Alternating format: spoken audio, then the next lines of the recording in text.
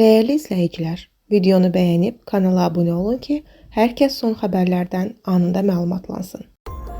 Əməkdar artist Dilarə Əliyeva qardaşı Vüsal Murtuzəliyevin ağır əməliyyat sonra xəstəxana çıxışında Səhiyyə Nazirliyinə müraciət ünvanlayıb.